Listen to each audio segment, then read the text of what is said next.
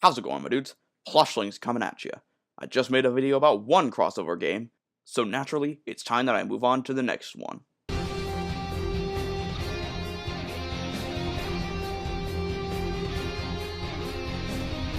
My god, this game. If you don't know, Heroes of the Storm is a free MOBA game made by Blizzard. You know, the same peeps that made Overwatch.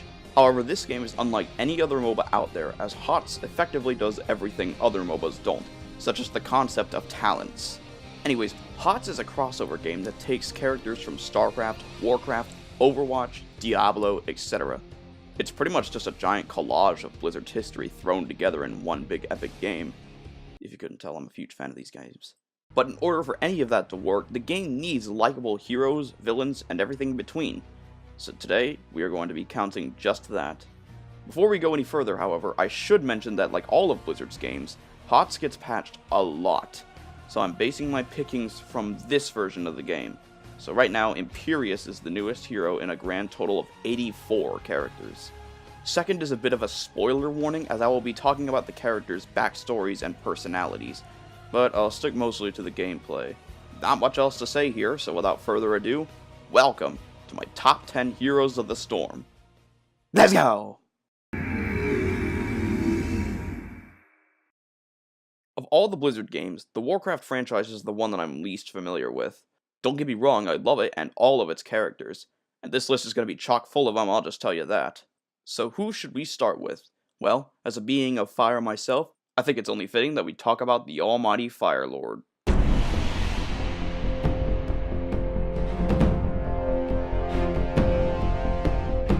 Kicking off this list is Ragnaros, the elemental lord of fire. While admittedly I don't know too much about him, a brief synopsis is that he was one of 4 elemental lords that used to rule over Azeroth. The 4 lords waged war on each other until they were all enslaved by the old gods, these weird Cthulhu-like creatures. As you might expect of Ragnaros, he's no slouch in battle. His Q ability, Empower Sulfuras, is his main form of sustain in the heat of battle. I'm the best. Rag's W is a skill shot meteor, and his E gives him a minor form of escape. But the good stuff comes with his ultimate abilities. The first is Sulfuras Smash, where Ragnaros channels his inner Hulk and hurls his hammer for massive damage, along with stunning any targets hit in the center. His other ultimate ability is Lava Wave. This is essentially a giant fuck you tsunami that spans the entire lane, killing all minions in its path. Mighty Fire Lord, color me impressed.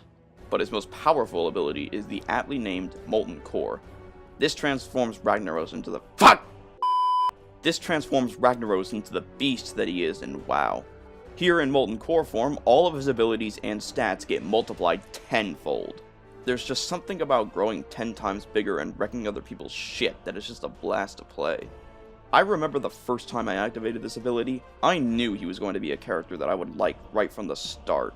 Combine this with his wide selection of talents, and Ragnaros can build for pretty much anything. You'll notice that this is the stuff that I personally gravitate towards, and he's just one of many characters that I get to cause absolute mayhem with. However, Rag is not without his shortcomings. First off, his abilities are really telegraphed, so he's not much for the element of surprise. Then there's the fact that even though he's described as a bruiser, he's just as squishy as someone like the Butcherer or Gul'dan. But all in all, Ragnaros is a ton of fun and a great hero to play any day of the week. Just one thing, please Blizzard, for the love of God, give him a new skin. He literally only has his basic, master, and little Ragnaros skins. He needs another one pronto. From the living flames of the Firelands, we migrate to the undead scourge of Northrend. The Lich King's arduous campaign to wipe out all life on Azeroth did come with its benefits. It would bring into the fold one of the best tanks in HOTS. Better than him, in fact. Mages tremble in fear as the ground beneath does.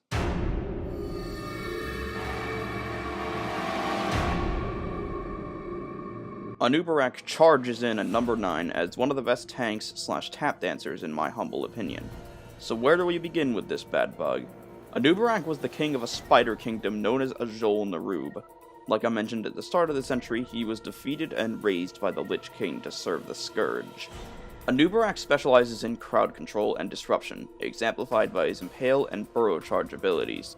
As a tank, however, he is proficient at defending himself, specifically against mage characters like Kael'thas and Li Ming, with his Hardened Carapace ability and the beetle that he spawns. These little critters attack anything nearby and block a noob by tanking hits for him. Now unfortunately, his single target damage and wave clear are kinda shit unless you pick the Locust Swarm as your ultimate, but that one really isn't worth it.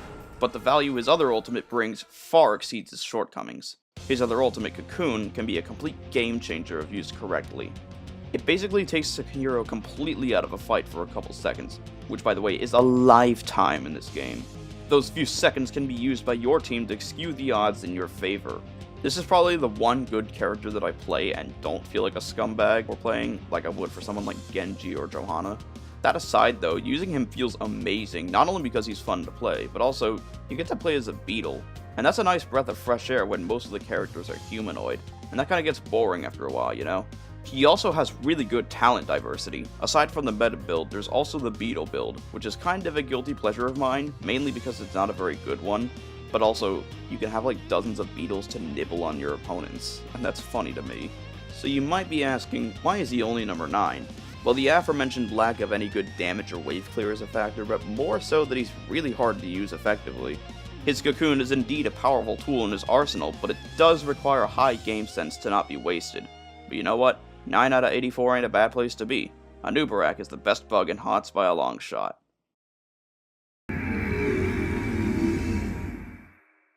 How fitting that I put the two love bugs next to each other.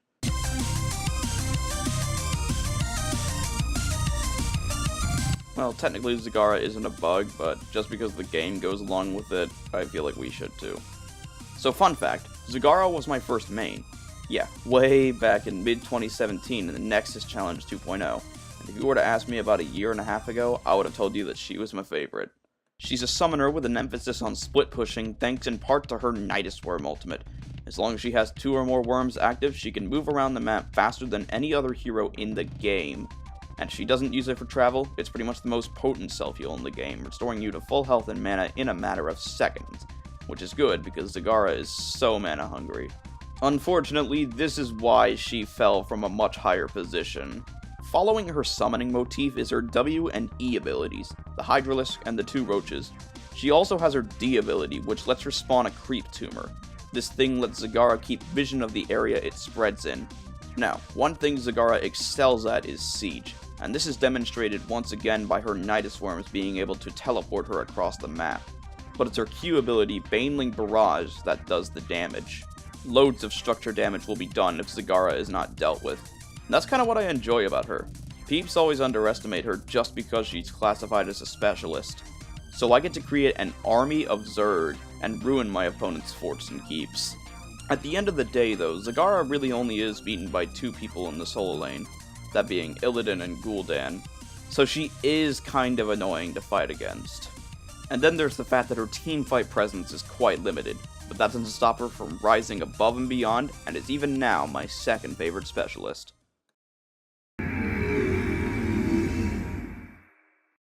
You might have to bear with me on this.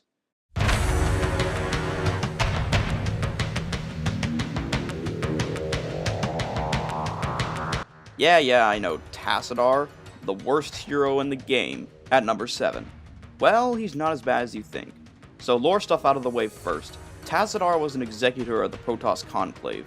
He was ordered to purify Zerg-infested worlds, but refused to do so if Terrans, human descendants, were present on these infested worlds. On one such world, he met up with Jim Raynor, and they fought back the Zerg together. Later, he encounters the Dark Prelate Zeratul, whose kind are considered heretics by the Conclave. Learning from the Dark Templar, Tassadar was able to destroy the Zerg Overmind when it invaded the Protoss homeworld of Aiur. You'd think with all this power, Tassadar would be good, right? Well, not exactly. Despite his background, he's more of a support hero. Not a healer, mind you, HOTS classifies them apart from each other. To run over his abilities, his Q is a shield, his W is an AoE that does increased damage over time, his E is an escape that makes you invisible and invincible, and his D makes you a moving watchtower. Donuts! Well, there's not much to go nuts on, as most of his abilities aren't really offensive. And this is why people say he's bad. He can't heal, do much damage, or take much damage. That and his win rate is usually below the 40th percentile. No biggie though, because what a lot of people don't realize is how good he is in the right hands. One of his ultimates, Force Wall, can have really good synergy with someone like Diablo, and his other ultimate, Archon, is a nightmare to deal with if the enemy team can't properly deal with Tassadar. And that right there is the joy of him. Having the lowest win rate hero kicking your ass and sometimes even getting MVP is so satisfying. I can't really explain it, but it's yet another guilty pleasure of mine. But what Tassadar is best at is synergy, because he really doesn't offer much on his own. He specifically synergizes with physical damage dealers like Raynor, Artanis, and Falstad. He does, however, get better in the late game. I guess that's just because most of his power comes from his talents after all. So all the crazy stuff you can do as tasks like Infinite Archon or W's that actually have range and damage will keep you from feeling useless. Until then, keep your team alive and well, and they will thank you for it. So Tas is a pretty fun hero, but not one I would recommend to newcomers. Unless of course you like being eternally flamed, in which case be my guest. You masochist.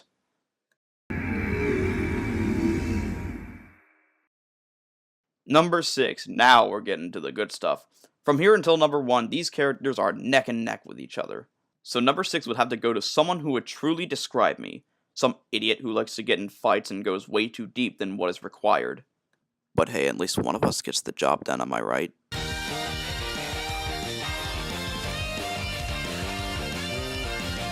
Illidan is probably my favorite hero just to dick around with. He has enough damage and healing that he can just pick out an opponent to beat up for a few seconds, kill them, then get the hell out of dodge. For instance, you know how Orphea is really good at ruining other peeps' days? Illidan just laughs at her as she knocks the crap out of her and puts her on the ground, especially when you charge her with the hunt where you come right the fuck out of nowhere.